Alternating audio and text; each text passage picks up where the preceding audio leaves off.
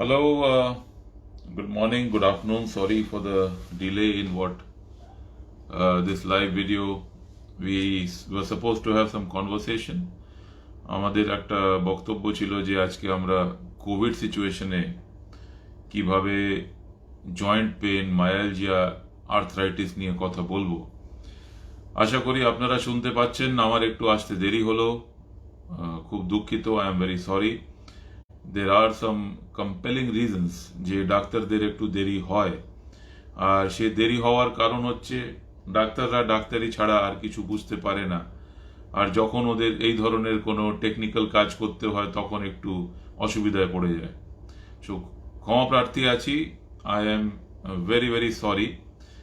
I can answer questions if you raise any in Hindi, English और बंगाली। हिंदी में भी आप मुझसे बात कर सकते हैं अगर आपको लगे कि किसी भी तरह का कोई क्वेश्चन हो और अगर आप जानना चाहते हैं। वैसे कोविड रिलेटेड सिचुएशन में इस समय हमारी अपनी फैमिली, अपने फ्रेंड्स, अपने लोग, all of us are suffering immensely. আমি একেবারে বাংলায় চলে যাচ্ছি, কেননা আজকের প্রোগ্রামটা আমার প্রথম অ্যাস্কেলেপিয়া হেলথের মাধ্যমে। আর অ্যাস্কেলেপিয়া হেলথের যে প্ল্যাটফর্ম আছে, এই প্ল্যাটফর্মটা একটা অন্যরকম ব্যাপার। এটা হচ্ছে যে ডাক্তারদের হিসেবে যাতে আমরা ডাইরেক্টলি রুগীদের কাছে পৌঁছতে পারি, আর আমরা ওদের যে কোনো অসুবিধে সুবিধে, এখন যেহেতু আমরা জানি না এই প্যান্ডেমিকটা কখন শেষ হবে, এই প্যান্ডেমিকটা কখন আসবে যাবে কি হবে, এমন একটা অবস্থায় আমরা যেন লোকের কাছে থাকতে পারি আর তাদের সঙ্গে একটু যা বলে একটা সেতু তৈরি করতে পারি, যেখান দিয়ে আমরা আগামী জীবনে যখন ওদের খুব দরকার হয় নিজের কাছে ডেকে দেখতেও পারি, আর এমন একটা পরিবেশ তৈরি করতে পারি যাতে আমরা লোকের সাহায্যে লাগতে পারি। আপনারা যদি কোনো প্রশ্ন থাকে নিশ্চয়ই ছেড়ে দেবেন আমাদের ওয়ালে, আমি পার্সোনালি উত্তর দেব। সেগুলো একটু সময় সাপেক্ষ আছে, একটু সময় লাগতে পারে, কিন্তু কয়েকটা জিনিস আজকে বলার দরকার। যে আমাদের যে কোভিড সিচুয়েশন ইভলভ হচ্ছে, এটা একটা ভাইরাল ডিজিজ। আমার আগে যে বক্তারা বলে গেছে, এখানে ডক্টর কুণাল সরকার, ডক্টর আরো অনেক বিশিষ্ট ডাক্তাররা, ডক্টর আমাদের যারা আছেন, তো ওই জায়গায় আপনি হয়তো শুনেছেন কোভিডের কি ধরনের প্রবলেমস হতে পারে গাইনোকোলজিতে, আপনার কার্ডিয়াক ইস্যুগুলোতে কি কি হতে পারে। আমাদের বক্তব্য যেটা হচ্ছে যে কোভিড একটা ভাইরাল ইনফেকশন, আর আপনি যদি ভুগে থাকেন, আমরা সবাই কিন্তু ফ্লু নিয়ে অনেকবার ভুগেছি। ক্যামেরাটা সোজা করলে ভালো হয়। আচ্ছা, ঠিক আছে, চেষ্টা করছি, কিন্তু সেটা একটু অসুবিধাজনক আছে যেভাবে এখানে সেট করা আছে। তাও আমি দেখবো একবার। আচ্ছা,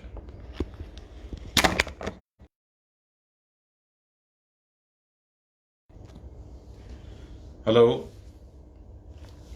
তো এই জায়গায় যেখানে আমরা আছি, আশা করি যে এখন আপনারা ভালো করে দেখতে পাচ্ছেন। যদি দেখতে পারেন তাহলে একটু একটা কোনো মেসেজ দিয়ে দিন আমাকে। হ্যালো।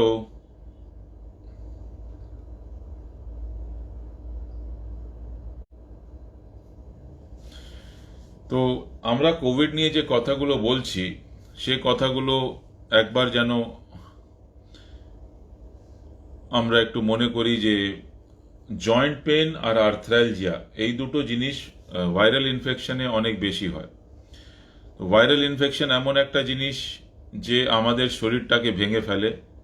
আর যেটা আমি এখন দেখছি, কোভিড আক্রান্ত হওয়ার পরে রুগীরা অনেক বেশি কষ্ট নিয়ে, হাঁটা চলায় কষ্ট, হাঁটুতে ব্যথা, গায়ে ব্যথা, ঘাড়ে ব্যথা, কাঁধে ব্যথা, এগুলো নিয়ে আসে। এমন একটা সময় আমাদের দেখতে হয় যে যেন আমরা ব্যায়ামটার ওপরে একটু গুরুত্ব দিয়ে রাখি আর একটু গায়ে রোদ লাগাই।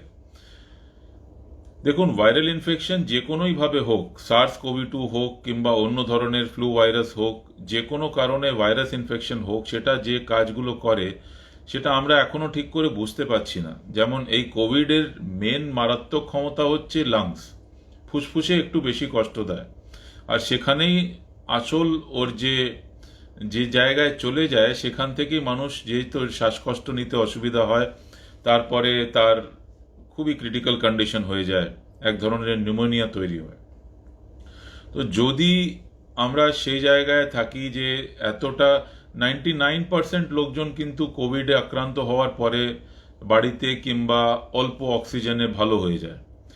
আর যারা এই ধরনের সমস্যা দিয়ে বেরিয়ে আসে, তারা কিন্তু অনেকেই আমাদের জয়েন্ট পেন আর আর্থ্রাইটিস নিয়ে প্রেজেন্ট করে প্রায় 1 মাস, 2 মাস, 3 মাস, 4 মাস। তো এটা যেটা হয়, এটা প্রায় আপনি দেখবেন চিকুনগুনিয়া কিংবা অন্য ডেঙ্গু ফিভার এই ধরনের ক্ষেত্রেও কিন্তু আমরা দেখেছি যে জয়েন্ট পেনস আর আর্থ্রাইটিস খুব বেশি হয়। সে ধরনের কোনো প্রবলেমে পড়েন, একেবারে নিজেকে ছেড়ে দেবেন না, একেবারে বিছানা সহ্য হয়ে যাবেন না। একটু নিজেকে উদ্যোগ নিয়ে তোলা, ব্যায়াম করা, আর একটু সেক দিয়ে নিজেকে গরম সেক দিয়ে রাখা, এটা খুবই important. Heat treatment plays a lot of role. অনেক সময় যে জায়গায় আমাদের মানসিক স্ট্রেংথটা থাকে না, এটা এক ধরনের ফাইব্রোমাইলজিয়ার একটা রূপ নিয়ে তোলে।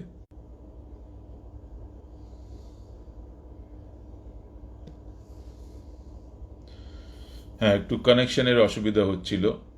তাতে হয় কি যে আমরা যখন কোনো কারণে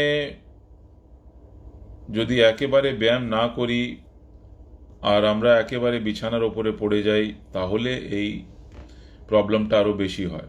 তো ফাইব্রোমায়ালজিয়া সিনড্রোম যেটা নিয়ে আমরা ডিসকাশন করছিলাম, এই ফাইব্রোমায়ালজিয়া সিনড্রোম যেটা হয় সেটা অনেকটা দেখা যায় পোস্ট কোভিড সিচুয়েশনে। আর পোস্ট কোভিড সিচুয়েশনে এটার কোনো ওষুধ দিয়ে যে চিকিৎসা হবে সেটা নয়। যেরকম ভাইরাসের চিকিৎসা আমরা করি, মানে অ্যান্সিলিয়ারি সাপোর্টিভ ট্রিটমেন্ট দিয়ে, যেমন জ্বর হলে প্যারাসিটামল দিতে হবে, কিংবা আপনি ভেবে নিন খাঁসি হলে আমাদের খাঁসির চিকিৎসা করতে হবে, সিমটোম্যাটিক ট্রিটমেন্ট দিয়ে তারপরে আমাদের শরীরটা ভাইরাসের সঙ্গে লড়ে আর কি। আর ইমিউনিটিকে আমরা বুস্ট আপ করি যাতে আমাদের শরীর ভালো করে ওর সঙ্গে মোকাবিলা করতে পারে। সেক্ষেত্রে আমরা দেখেছি যে এইভাবে সাপোর্টিভ ট্রিটমেন্টটা যদি আমরা পোস্ট কোভিড সিচুয়েশনে দিই, যেখানে প্রচণ্ড গায়ে ব্যথা হয়, মানে ইনিশিয়াল কোভিড ম্যানেজমেন্টটা হয়তো মেডিসিনের ম্যানেজমেন্টে চলে যায়, কিন্তু অনেকেই অর্থোপেডিক্সে কনসালটেশন করে। সেক্ষেত্রে একটু যোগা, প্রাণায়াম আর ন্যাচুরালি একটু সানলাইটে থাকা, রোদে থাকা খুব দরকার। রোদে থাকার অনেকগুলো লাভ আছে। রোদে থাকার লাভটা সব থেকে বড় হচ্ছে একটা ন্যাচুরাল শেক পড়ে। আর আমাদের পরিবেশটা এমন যে আমরা সবসময় তো খোলা গায়ে ঘুরতে পারি না। তো যতটা বডি পার্ট, মানে ছেলেদের ক্ষেত্রে হাফ প্যান্ট পরে একটা গেঞ্জি পরে যদি আমরা সভ্যভাবে এই গায়ে যতটা রোদ লাগাতে পারি, তত বেশি সারফেস এরিয়া সূর্যের আলোতে এক্সপোজ হবে। আর তাতে আমাদের দু একটা জিনিস হয়, যেটা ভিটামিন ডি শরীরটা বেশি ম্যানুফ্যাকচার করে।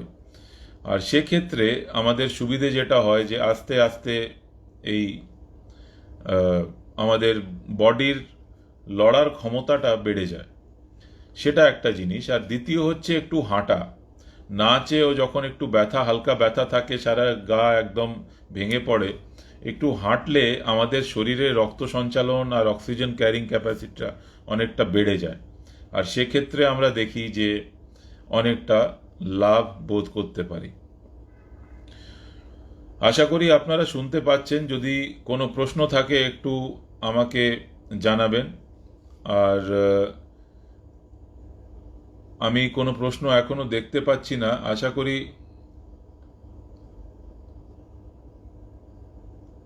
যে এই জায়গায় যেখানে আমি বসে আছি আর শোনা যাচ্ছে ভালো করে।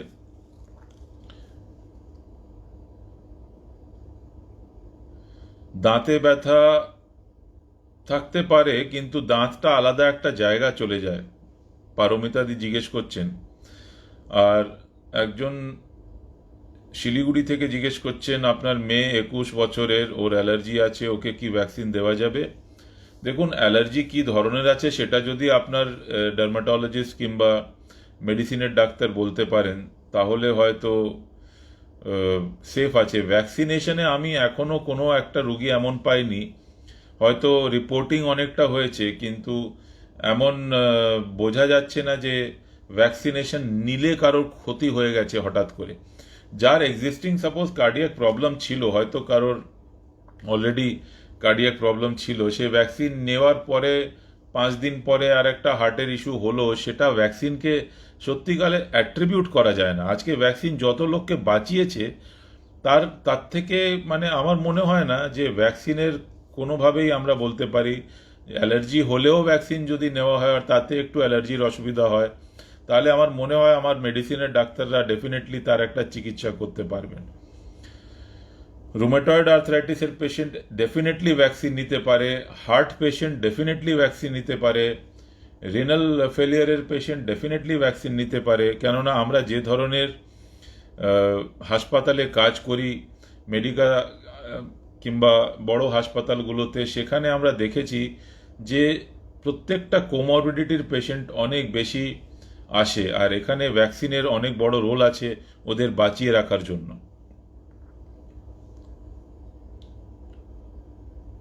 আর যেটা আমি এখন দেখতে পাচ্ছি, তাপস দে জিজ্ঞেস করছেন ভ্যাকসিন নেওয়ার পরে হাঁটু পেন আছে কি করব। এবার কি করবেন, হাঁটুর ব্যথা যদি আগে ছিল আর এখনো আছে তাহলে একই চিকিৎসা করে যাবেন যেটা হাঁটু ব্যথার জন্য আপনার ডাক্তারবাবু বলেছেন। কিন্তু যদি হঠাৎ করে বেড়ে থাকে তাহলে একবার কিন্তু এই ধরনের কনসালটেশন দরকার, যেখানে আপনার হাঁটুতে অন্য কোনো জাস্ট বাই চান্স কোনো অন্য প্রবলেম হতে পারে, এটা ভ্যাকসিনের সঙ্গে জড়িয়ে দেখবেন না। কোভিড হলে কি হাড়ের কোনো প্রবলেম হয়? কোভিড হলে হাড়ের যে প্রবলেমটা হয় এটা জাস্ট জিজ্ঞেস করলেন একজন। কোভিড পারসে হাড়ে কোনো কষ্ট দেয় না।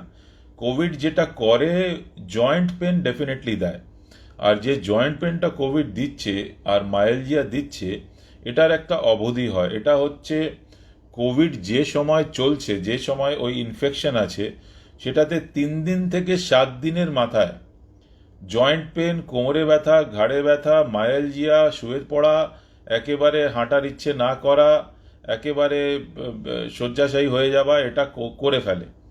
তারপরে যখন রিকভারি ফেজে কোভিড আসে সেটা আস্তে আস্তে মানুষ যখন চৈতন্য হয় তখন ওটা আস্তে আস্তে কমে যায়। কিন্তু যেটা হয় কোভিডের পরে অনেক সময় এই ব্যথাটা থেকে যায়, আর ওই থাকা ব্যথাটা কোনো এক্স রেতে ওঠে না, কোনো কোনো ধরনের কোনো টেস্টে ওঠে না। এই ব্যথাটা কিন্তু বহুদিনের 2 মাস 3 মাস 4 মাস মানুষকে ভোগায়, আর সেটার জন্য বেসিক ট্রিটমেন্ট হচ্ছে এক্সারসাইজ, প্যারাসিটামল, শেক, ব্যায়াম, এগুলো করে আর সঙ্গে একটা ভালো ঘুম। যদি কেউ কম ঘুমোয় তাহলে ওই জয়েন্ট পেনটা মাসল পেনের মধ্যে একটা পরিবর্তিত হতে পারে কিংবা ওটাকে মিশে যেতে পারে, যেটাকে আমরা পরে আবার ওই আগে যেটা কথা বলছিলাম ফাইব্রোমায়ালজিয়া সিনড্রোম, সে ধরনের একটা হতে পারে। মিসেস দাস, লীনা দাস জিজ্ঞেস করছেন 2 মাস ধরে 2 সপ্তাহ ধরে ওনার প্রচুর ব্যথা হচ্ছে, এটা কি কোভিড হতে পারে? না ম্যাডাম, এটা কোভিড হতে পারে না। শুধু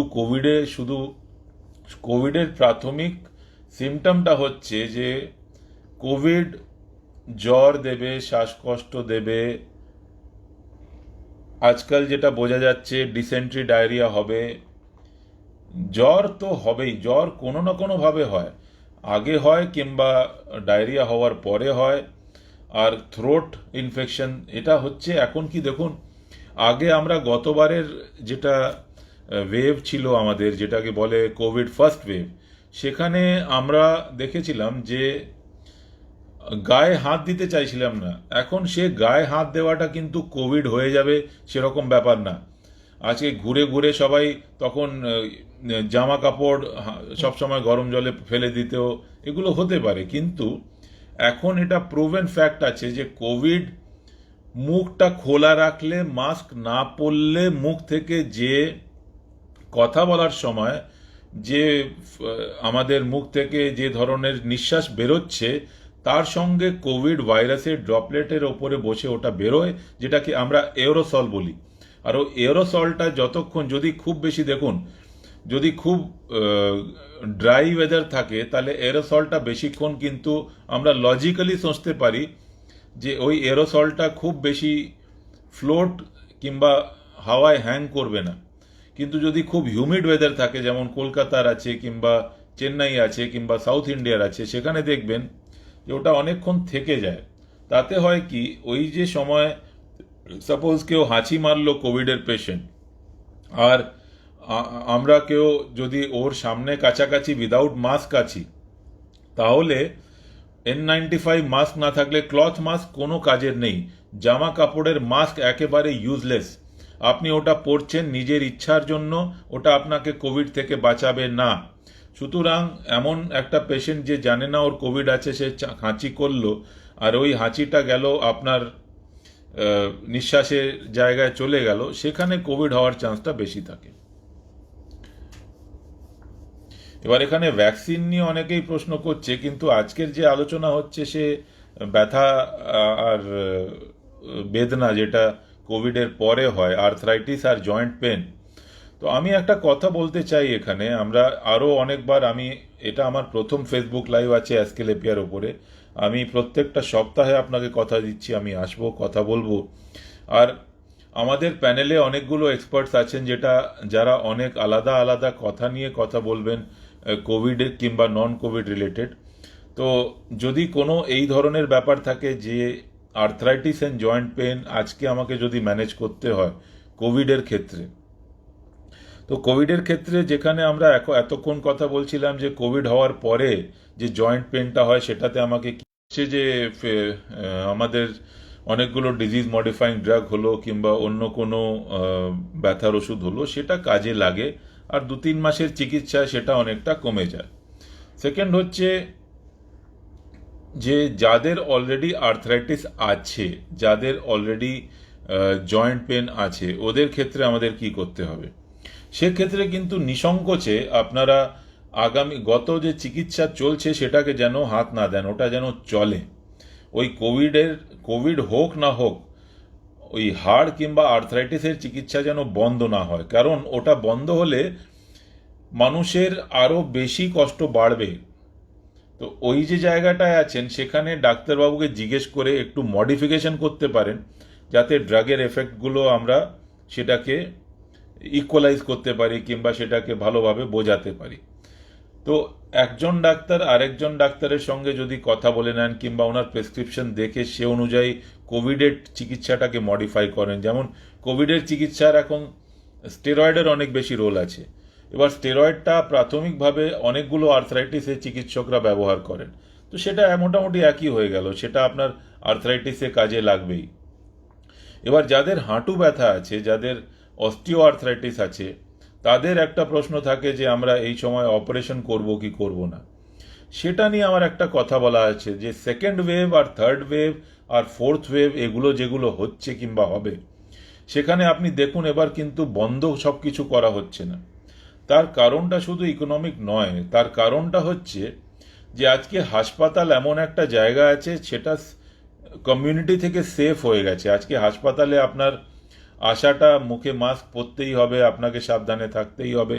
সেক্ষেত্রে এখন অপারেশন করার সময়ও আমরা কিন্তু সব ধরনের প্রিকশন, RT-PCR টেস্ট করিয়ে আগে কোভিড নিয়ে চিন্তা ভাবনা করে, যাতে মানুষের অসুবিধা না হয়। হেলথ কেয়ার ওয়ার্কাররা যারা কোভিড নেগেটিভ থাকে ওরা আপনার চিকিৎসা করে, যাদের কোনো কারণে কোনো সিমটম হয় ওরা কোয়ারেন্টাইন থাকে। সুতরাং এমন একটা পরিবেশ তৈরি করাটা গত 1 বছর আমাদের শিখিয়ে দিয়েছে, যেখানে সার্জিক্যাল ট্রিটমেন্টটা পাশাপাশি কিন্তু চলছে। তো যে কোয়েরিগুলো আমার কাছে এত দিন ধরে আসছিল যে আমার যে হাঁটু ব্যথা আছে, কোমরে ব্যথা আছে, সেটার আমি অপারেশন না করে হুইল চেয়ার বাউন্ড হয়ে গেছে, মানুষ একেবারে হাঁটতে পারছে না, সে যদি কোনো কারণে চিকিৎসার পদ্ধতিতে যেতে চায়, তাদের কিন্তু টেস্টিং করা হয়, আর ওরা টেস্টিংয়ে ঠিক থাকলে ওরা সেফলি অপারেশন করাতে পারে। এটা একটা জিনিস। দ্বিতীয় জিনিস হচ্ছে যে অপারেশনের পরে ভ্যাকসিনেশনের যে জায়গা আছে, আমার রুগীদের আমরা বলি যে অপারেশনের 15 থেকে 20 দিন পরে আপনারা যখন সেলাই কাটা হয়ে যাবে সেফলি ভ্যাকসিন নিতে পারেন। আর এটার অভিজ্ঞতা আমাদের আছে, এটা আমরা দেখছি আমার নিজের রুগীরা। কেননা অপারেশনের ঠিক পরে একটু সিআরপি হাই থাকে, একটু কাউন্টস হাই থাকে, এটা বডির একটা রিয়াকশন থাকে। শরীরটাকে সেটেল ডাউন করার জন্য একটা 2-3 সপ্তাহর সময় লাগে, যখন বডি ফিজিওলজিটা একটু সেটেল করে যায়। সে সময়ে যদি আমরা ভ্যাকসিন নিই তাহলে অপারেশনের পরে ভ্যাকসিন নিতে কোনো অসুবিধা নেই। এটা ছাড়া আরও অনেকগুলো বিষয়, দেখুন আর্থরাইটিস আর জয়েন্ট পেন নিয়ে অনেকগুলো বিষয় আছে। এবার জয়েন্ট পেন একটা হলো, আমরা ডিসকাস আজকে করলাম পোস্ট কোভিড জয়েন্ট পেন নিয়ে আমরা কথা বললাম। একটা হচ্ছে প্রি কোভিড জয়েন্ট পেন, যেটা নিয়ে আমরা কথা বললাম, আগে থেকে চিকিৎসা চলছে, সেটাকে আমরা যদি মডিফাই করতে হয় করব কি না। থার্ড হচ্ছে যে আমাদের অলরেডি অপারেশনের দরকার আছে, জয়েন্ট আর্থরাইটিসের কোনো অপারেশন দরকার আছে, সেটা আমরা বাতিল করব কি না। না, আপনি বাতিল করবেন না, আপনি একটু সাবধানে থাকবেন। এখন যদি আমরা খুবই বেশি কোভিড আক্রান্ত রুগীদের চিকিৎসা করছি, জায়গা নেই হাসপাতালে, একটু ধৈর্য রাখবেন। 15-20 দিন পরে, 1 মাস পরে সেটা নিয়ে আমরা আবার শুরু করতে পারি। যদি সে ধরনের এমার্জেন্সি হয় তাহলে প্রত্যেকটা হাসপাতালে, সরকারি বেসরকারি যেই হাসপাতাল হোক, প্রত্যেকটা হাসপাতালে প্রায় 20 থেকে 25%, 30% জায়গা আছে যেটা একদম ক্লিন নন কোভিড আছে। সেখানে আমরা এখনও এমার্জেন্সি বেসিসে কিংবা খুব অ্যাকিউট যাদের আর্থরাইটিসের প্রবলেম আছে, যাদের কার্ডিয়াক প্রবলেম আছে, নিউরোসার্জিক্যাল প্রবলেম আছে, ওদের আমরা এখনও চিকিৎসা অপারেশনের মাধ্যমে করছি। আর সেটাই সরকার থেকে আমাদের একটা আন্ডারস্ট্যান্ডিং আছে প্রত্যেকটা শহরে, যেন সাধারণ মানুষ, নর্মাল মানুষের অসুবিধা না হয়, যাদের কোভিড নেই তাদেরও যেন চিকিৎসা চলে। এটাকে বলে maturing of the health care system. আজকে হেলথ কেয়ার সিস্টেমটাকে আমরা যতই বলি না কেন, যে ধরনের লোড আছে সেখানে সবাই কিন্তু অতপ্রত হয়ে গেছে, কেউ বুঝতে পারছে না আর কতদিন লাগবে, কি লাগবে।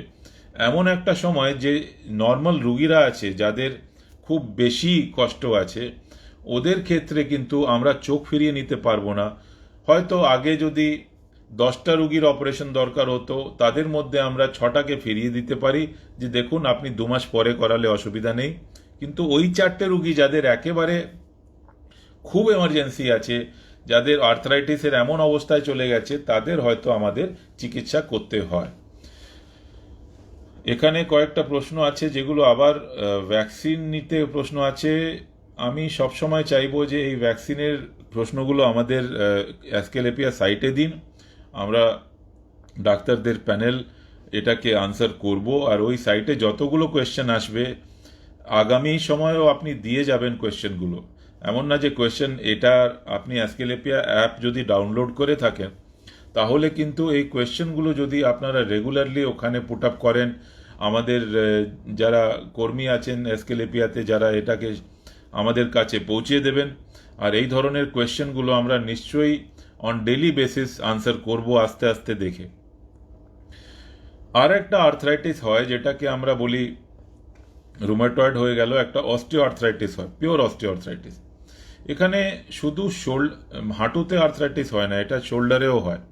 তো শোল্ডারে অনেকগুলো আর্থরাইটিস হয় যেটাকে আমরা সার্জিক্যাল ট্রিটমেন্টে নিয়ে যেতে হয় ইভেনচুয়ালি। কিন্তু যদি টেম্পোরারি ম্যানেজমেন্ট করতে হয় তাহলে অনেকগুলো ইনজেকশন কিংবা অন্য মাধ্যমে এখন কোভিডের সময় সেটাকে আমরা চেপে রাখতে পারি। আমি এতগুলো কোয়েশ্চেন এখানে দেখছি, প্রত্যেকটা কোয়েশ্চেনে কিন্তু একই মানে চিন্তা আছে যে আমি অমুক ওষুধ খাচ্ছি, আমি কি ভ্যাকসিন নিতে পারবো, আমি 42 দিন পর সেকেন্ড ডোজ কোভিশিল্ড দেওয়া কি ঠিক। একেবারে ঠিক। দেখুন আমি এবার কিন্তু একটু ভ্যাকসিনে চলে যাই, যেহেতু এখন জ্বলন্ত প্রশ্ন ওটাই আছে। আর আরেকদিন আরেকবার আলোচনা করব বাকিগুলো নিয়ে।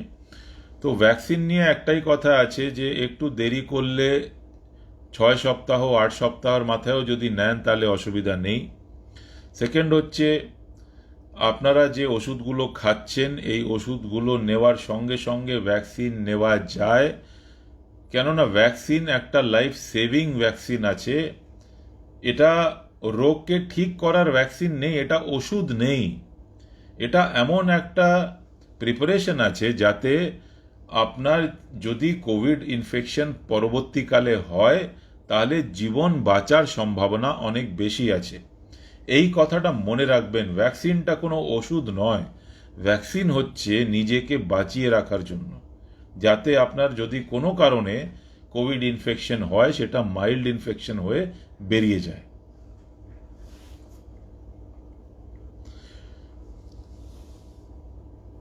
আমি দেখতে পাচ্ছি ডক্টর সরকারের একটা পেশেন্টের নিয়ে আলোচনা হচ্ছে। একবার ডক্টর সরকারের সঙ্গে ডাইরেক্টলি যোগাযোগ করলে এটা নিয়ে ভালো হয়। তো আশা করি বন্ধুরা আপনারা এই ফেসবুক লাইভটাকে কিছুটা যদি আপনার মনের মধ্যে জয়েন্ট পেন ডিউরিং কোভিড আর joint pain after COVID and joint pain before COVID, এটা 3 ক্লাসিফিকেশন দিলাম। ভিটামিন ডি সবসময় নেবেন আর নিয়ে যাবেন। আর সেকেন্ড হচ্ছে জয়েন্ট পেন বিফোর কোভিড যেটা আছে চিকিৎসা চলবে। জয়েন্ট পেন ডিউরিং কোভিড যেটা হয় সেটা ভাইরাল ইনফেকশনের একটা লক্ষণ, সেটা আস্তে আস্তে কমে যাবে 14 দিনের মাথায়।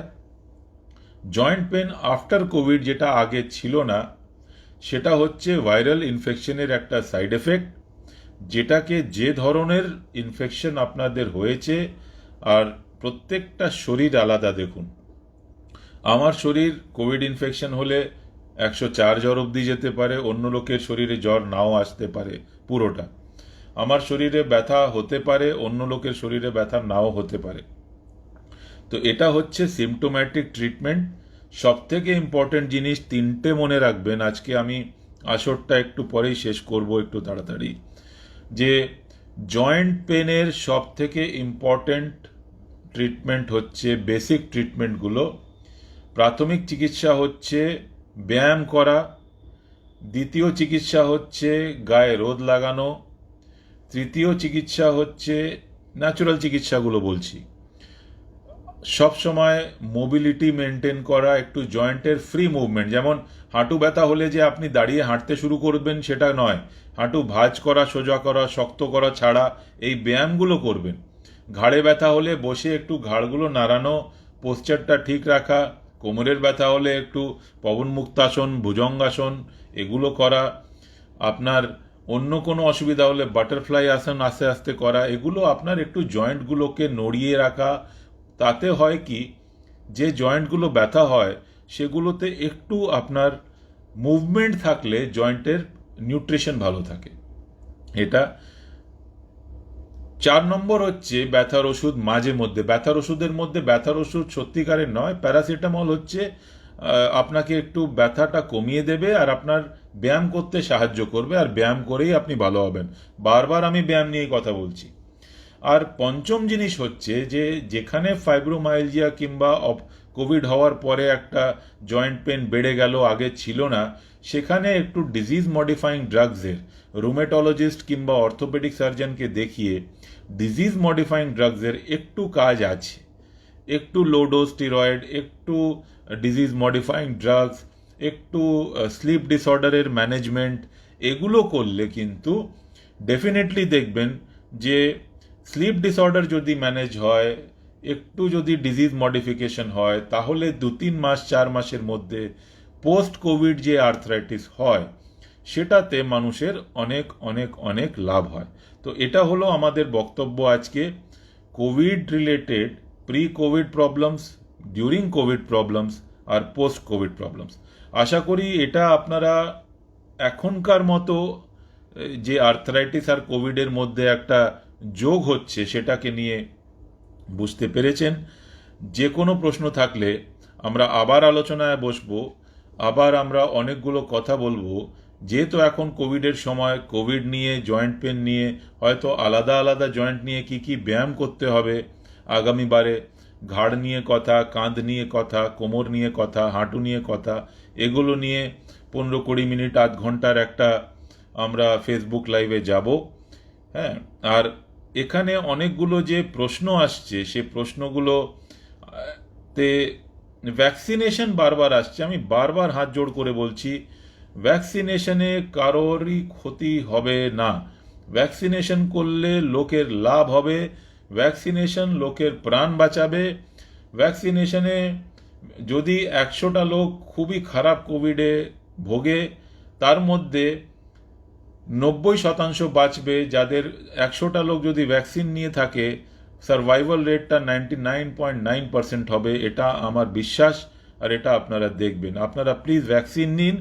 আর জয়েন্ট পেন থাকলে যে কথাগুলো হয়েছে সেটা নিয়ে মনে রাখবেন যে আমরা ওটাকে মেনে চলবো, চিকিৎসক দেখাবো, আর সেটাকে আমরা মানব। Thank you very much. আজকের আসরটা এখানেই বন্ধ করছি। আগামীবার যদি আমাদের কাছে অন্য প্রশ্নগুলো যেগুলো আসছে সেটার থেকে আমরা যদি মনে করি আরও ভালো কোনো টপিক তুলতে পারি, অর্থোপেডিক, জয়েন্ট পেন, অনেকগুলো ব্যথা বেদনা নিয়ে কোভিডের সময় আগামী 1 মাস নিয়ে আলোচনা আমরা করব। আর হ্যাঁ, আমিও আপনাকে সাহায্য করব কোনোভাবেই যদি আপনাদের মনে হয় যে আমরা আমাদের প্যানেল কিংবা আমাদের টিম দিয়ে আপনাকে হেল্প করতে পারি। Thank you very much. ভালো থাকবেন, সবাই সুস্থ থাকুন, সাবধানে থাকুন। আগামী 1 মাস খুবই ক্রিটিক্যাল আমাদের জন্য।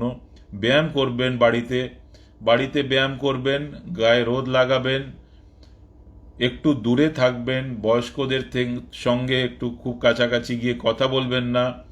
বাড়িতেও যদি মাস্ক পরেন খুবই ভালো হয়, কারণ বাড়িতে মাস্ক পরা হচ্ছে। আমাদের এই জিনিসটা ভাবা যে আজকে আমি কোভিডে আমার বাড়ির লোকজনকে, আমি তো বাইরে বেরিয়ে এলাম, আমি হাসপাতালে কাজ করছি, কর্তৃপক্ষ, আমি এখানে কাজ করলাম, এত লোককে দেখলাম, তাদের চিকিৎসা করলাম, অপারেশন করলাম। বাড়ি গিয়ে যদি আমি আমার মা বাবার থেকে 6 ফুট দূরে থাকি, ওদের মাস্ক পরিয়ে রাখি, আমি মাস্ক পরি, এটাতে কোনো শিষ্টাচারের অভাব আমি বলবো না। এটা বেসিক্যালি আমি যেটা বলছি এটা ভালো সংস্কার আমি বলবো। আজকের সময় মাস্ক পরে থাকাটা হচ্ছে ভ্যাকসিন থেকেও বেশি দরকার। ভ্যাকসিন নিয়েছেন আর আমি মাস্ক খুলে হাঁ করে ঘুরে বেড়াচ্ছি, আমি অন্য লোককে রোগ দিয়েই দেব, নিজে বেঁচে যাব, অন্য লোককে মেরে ফেলবো। সেটা নিয়ে আপনি একটু চিন্তা ভাবনা করবেন। হাত জোড় করে বলছি, আগামী 3 মাস কেন, আগামী 1 বছর মাস্ক পরুন, আপনি দেখবেন শতায়ু হবেন, সবাই ভালো থাকবে। Thank you very much. ছাড়লাম আজকের মতো এটাই। Thank you.